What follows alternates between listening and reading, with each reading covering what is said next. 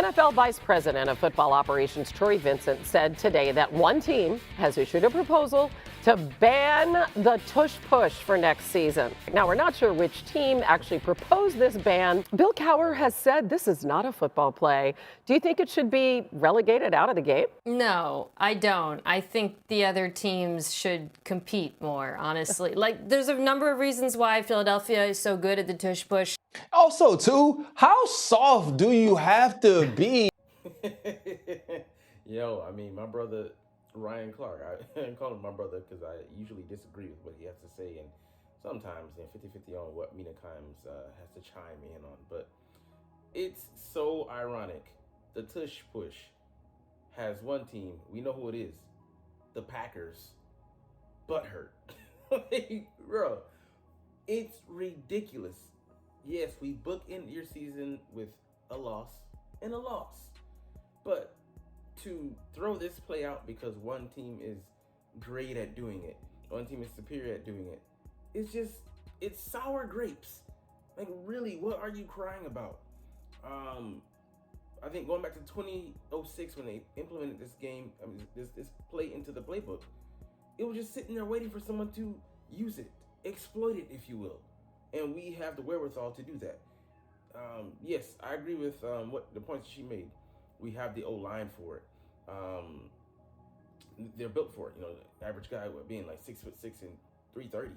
You know, crazy. The biggest, heaviest offensive line in Super Bowl history.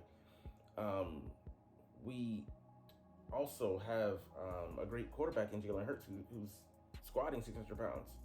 You know, so he's no slacker. So when, you know, Josh Allen tried to do it in the AFC Championship, he got pushed back. You know, but the amount of time, hours, research, development we've put into, you know, invested into making this play successful. Like, we know it in and out. And actually, I think last season, the Bills actually had a higher success rate than us. So if you devote resources to it properly, that means investing in the players that can execute it, and teaching it properly. That is the one key. Devoting practice hours to it, you could, you know, reap the rewards of success, like we do. But you're not dedicated, so you want to throw it out, you know, the baby with the bathwater because you're not willing to put in the time. What a crock of shit, man! Like, and I'm so happy the league, you know, is on the stance that they can't just throw it out. You know, they don't want to throw it out just because one team is successful at it. And I read, you know, the Bills and the Eagles run it the most. Across the league, it's a, you know, 71% success rate. Isn't that still a pretty damn successful play? Like, I really don't get it. We're in the 80s. Yes, the high 80s. 87 or 88% this past season. It went down after, you know, Kelsey retired because he really did it, you know, to a high level. But what reason, what valid reason, because they were looking for one, they actually made them push it back this year. The guys that are pushing Jalen made them get a yard back. So they, you know, they set some caveats and they still, you know, reach it, and they're literally trying to move the goalpost. Like, this is the NFC Championship game and they're Frankie Louvu. Like, bro, just get off of it.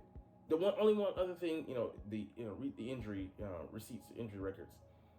The Giants, I think it might have been this season. I forget, it might have been last season, but they had two guys get injured on the play.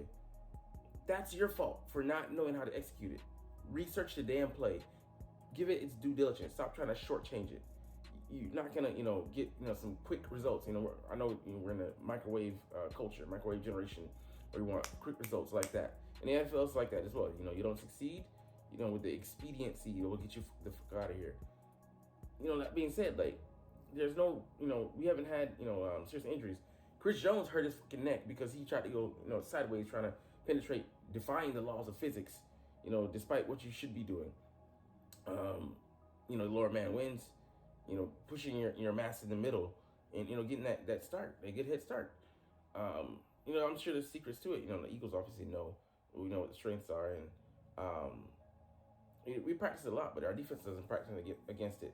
But it just, you know, trying to take your ball home at this point. Like, I really